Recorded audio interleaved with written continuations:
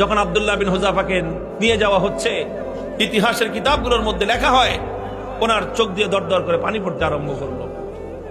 তো বাদশাহ মনে করছে কাম হয়েছে, মনে হয় কাজ হয়েছে, মনে হয় ভয় পেয়েছে। এবার ডাক দিছে, এই ফিরে আনো, ফিরে আনো।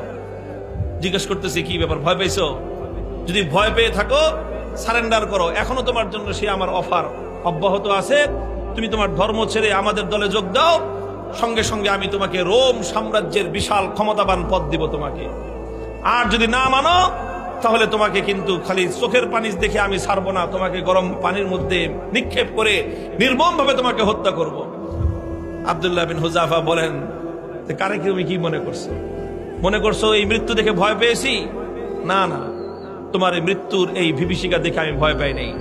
তাহলে কান্দো কেন? পরে কান্দি, চোখের আমারে পানি হে রোম সম্রাট তোমাকে দেখাবার জন্য নয়, আমার চোখের অশ্রু তো দুনিয়ার কোন মানুষকে দেখাবার জন্য নয়। আমি আমার জীবন সায়ান্নে মৃত্যুর মুখোমুখি দাঁড়িয়ে আমার রব্বুল আলামিনকে দেখানোর জন্য দু ফোঁটা তপ্ত অশ্রুর নজরানা তার কদমে পেশ করলাম। আল্লাহকে বললাম যে আল্লাহ, তুমি পরীক্ষা করতেছো তোমার বান্দার, যে তোমার বান্দা তোমাকে, তোমার দ্বীনকে, তোমার রাসূলকে, তোমার রাসূলের আদর্শকে কতটা ভালোবাসে, তুমি এটা পরীক্ষা করতেছো। আর এই পরীক্ষা করার জন্য জীবন দিছো মাত্র কয়টা? একটা মাত্র জীবন দিছো। আর ওই একটা জীবন দিয়ে আল্লাহ তোমাকে কিভাবে দেখাবো যে আমি তোমাকে আর তোমার দ্বীনকে কতটা ভালোবাসি? তুমি আমাকে 1000 জীবন দান করতাম, একটা একটা করে জীবন তোমার জন্য উৎসর্গ করে তোমার বান্দা আব্দুল্লাহ বিন হুযাফা দুনিয়ার সামনে প্রমাণ করে দিত ইমানদারের কাছে ইমানের দাম কত বেশি। এই জন্য কান্দি বেটা, আহাম্মক জানি কথা। তুই মনে করছিস যে মুসলমান জীবনের মায়ায় কান্দে?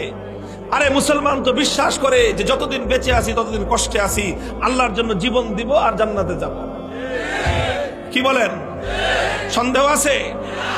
আল্লাহর জন্য জীবন দেওয়ার মধ্যে আর জান্নাতের মধ্যখানে কোনো দূরত্ব নাই, কোনো দূরত্ব নাই। তুমি জীবন দিবা আল্লাহর জন্য আর জান্নাতে যাবা। তাহলে ভয় কারে দেখাও মিয়া? আমার কাছে একটা জিনিসই আমার বুঝে আসছে যে বেটা, তোমরা যদি বাতিলের উপর থেকে নমনীয় না হতে পারো, আমি হকের উপর থেকে নমনীয় কোন দুঃখে হব? হযরত ওমরের থিওরি ছিল যে আলাইসা কাতলাহুম ফিন্নার ওয়া কাতলানা ফিল জান্নাহ।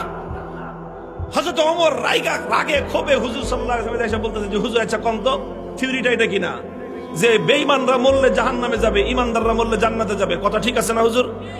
হযরত ওমর যখন এই কথা কয়, হুজুর কয় তোমার কথাটা তো ঠিকই আছে, যে ওরা মরলে জাহান্নাম, আমরা মরলে জান্নাত। কয় হুজুর তাইলে আবার 3 নম্বর কথা কি? ফালামা নুতি হাযিহিদ দানিয়াতা ফি দীনিনা।